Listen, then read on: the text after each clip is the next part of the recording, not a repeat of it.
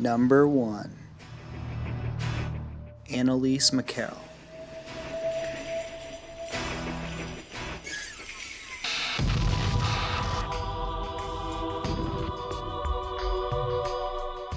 The only logical place to start with this list is the story of young Anneliese Michel, which was brought to the screen in the form of 2005's The Exorcism of Emily Rose, written and directed by none other than Scott Derrickson.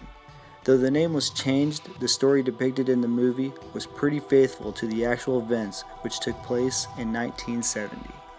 After young Anneliese suffered her third seizure in June of 1970, the 18-year-old German girl reportedly began seeing devilish faces, which eventually transformed into voices that informed her she was going to rot in hell. Though the doctors believed that Michel was suffering from some form of psychosis which she was heavily medicated for, the girl believed otherwise and became convinced that her body was the host to a demonic entity. Michel was unable to come in contact with things like holy water or crosses, and her condition took a turn for the worse when she began to drink her own urine, eat bugs, and experience severe bodily convulsions. Over the course of 10 months, beginning in 1975, Michel was subjected to nearly 70 individual exorcisms, which ended with her death on July 1st of 1976.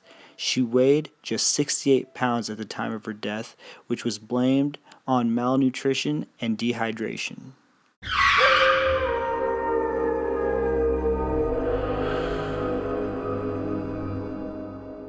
Number 2.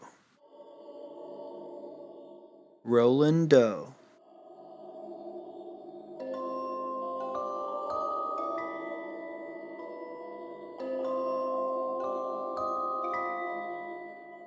Born in 1936 to a German family, Roland Doe was an only child who lived with his parents in Maryland.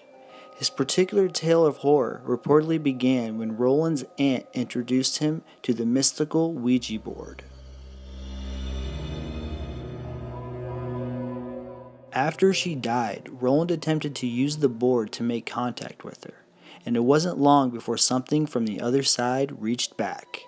Objects began levitating and were hurled around the house in the wake of Roland's aunt's passing, and some 40 witnesses attested to various strange occurrences that were seemingly connected to Roland.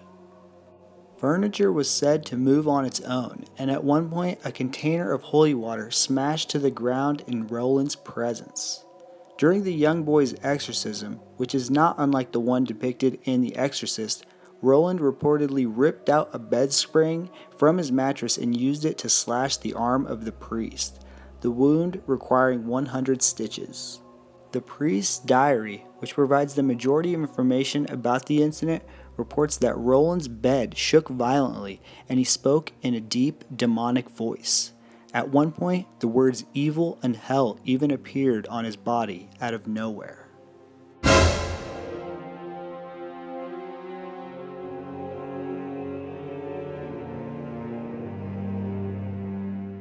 Number 3.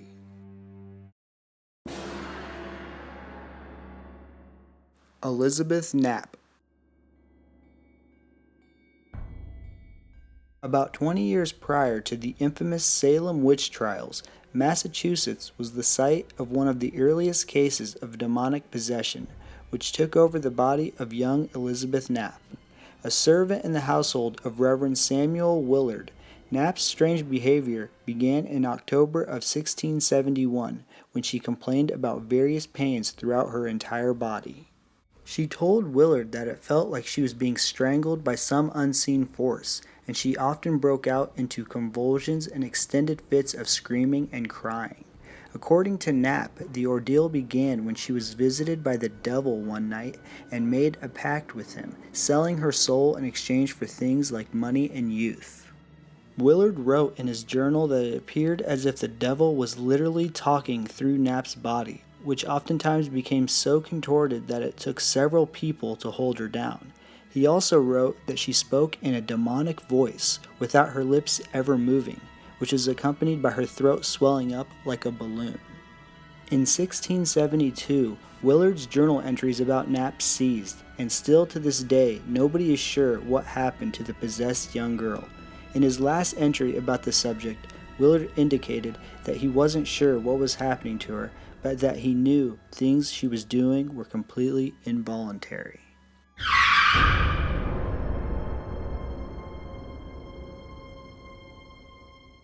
Thanks guys, please share, comment, and subscribe for more videos. And remember, never forget to lock your doors.